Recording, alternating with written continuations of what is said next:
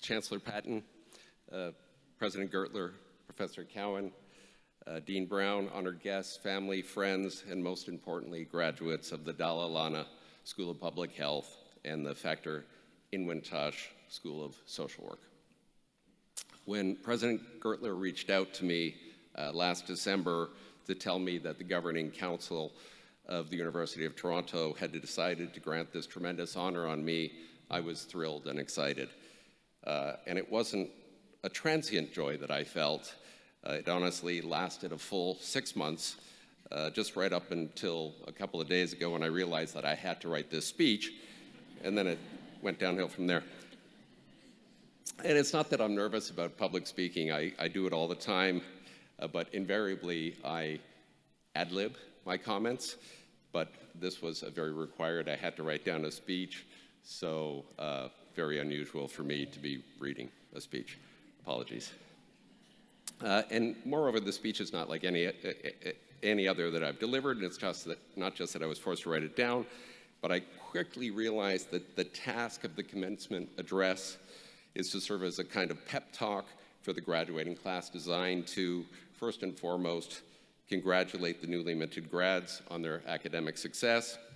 The second objective, I've come to realize, is for me to reflect upon the path that led me to this podium today, to try to offer up a few nuggets of wisdom, if you will, that might seed in the minds of the graduating class for germination at a later date.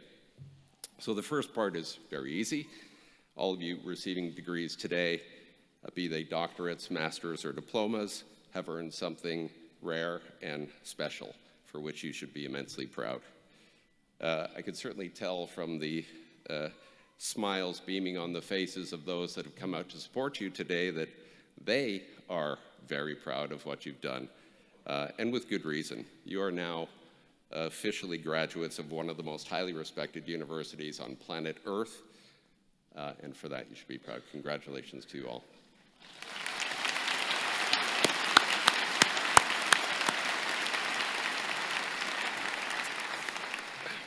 But if I look back on how I was feeling when I was in your place, in this room, when I was receiving my Bachelor of Science degree in 1989, dates me, and my Master's of Science a few years later in 1993, what I really felt was an enormous sense of relief.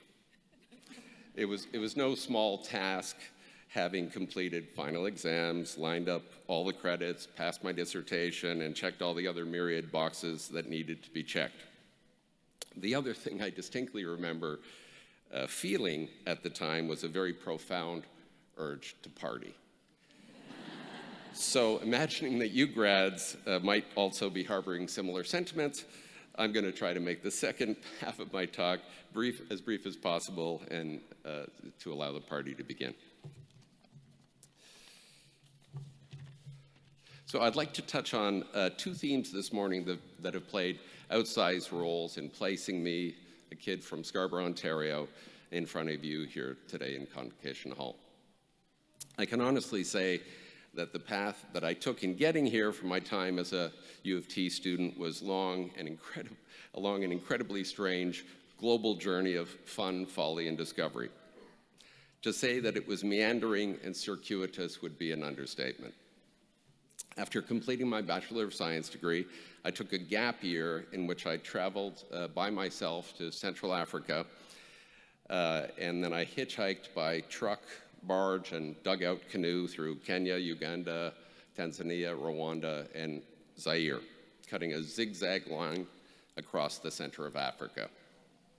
What went down, you ask? Well, here are a few tidbits. Cobra in canoe. Silverback gorilla charging, being held at machine gun point for using the black market for currency exchange, twice. Eating, and luckily not getting eaten by, crocodile. Dangerous? Yes, very. Just please don't tell my mother. But beyond that, it was exceedingly formative. I discovered that the world was big, crazy, dangerous, and incredibly strange, but I could navigate it. After returning from Africa, I returned to Toronto and entered the graduate program from the pretty much newly minted Department of Molecular Genetics, where after 2.5 years of research, I decided not to reclassify from the master's program to the PhD program, in spite of the advice of essentially all of my colleagues and mentors. So why did I leave essentially mid-PhD? Well, because I had a chance to move to Paris, France, of course, which every young person should do if ever given the chance. So after a year in France, I then set out to hitchhike, it's a recurring theme, to India. But I got kidnapped en route to Germany one night whilst hitching. So it turns out that hitchhiking is indeed dangerous. But I got out of it, and I continued to make my way east as far as Ukraine, before ending up in Gothenburg, Sweden, which anyone with even a remedial sense of geography will tell you is not on the road to India.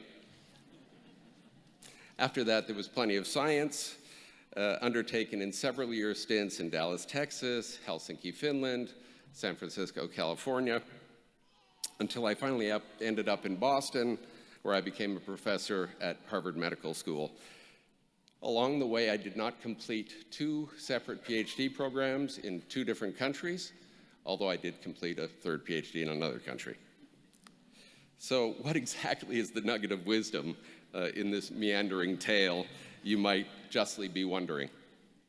It is this: when given the choice of roads, I have learned to always choose the road less traveled. And if there isn't a road there, even better, grab a machete and whack your way through the jungle of life, forging your own path. By doing so, you will maximize your life experience by coloring it in hues and pigments that you didn't even know existed before you found them. And I would also argue that this is also a great strategy to prepare oneself for whatever may come your way in the future. Nothing can shock or shake you. The second theme that I'd like to discuss is something surely near to the graduating class, because you have chosen fields public health and social work that indicate that you aspire to make an impact. I too, when I was graduating, wanted to make an impact, but I had no idea exactly what I would do to make an impact from when I sat where you sit. I started to get an idea of what I might do when I was a postdoctoral fellow at Stanford in the lab of Professor Irv Weissman, who had launched a couple of therapeutics companies out of work that was based on science that had been done in the lab. So that was it.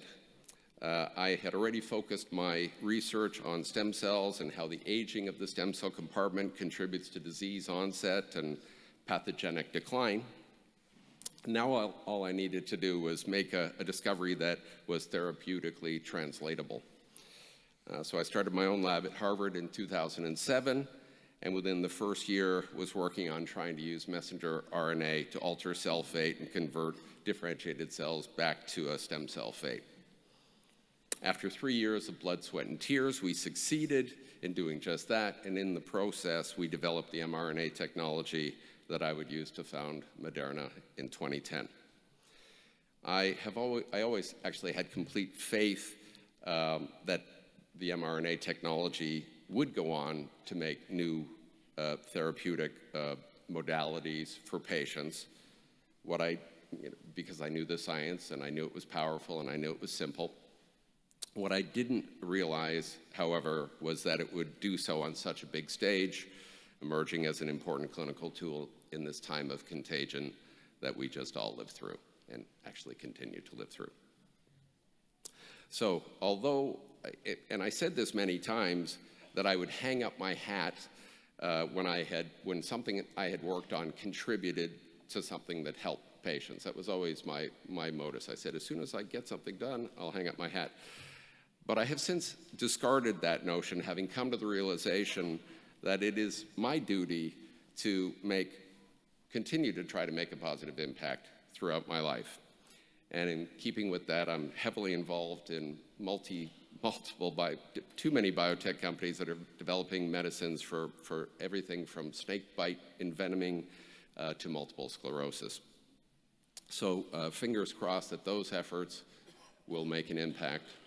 Fingers crossed that you graduates will make an impact.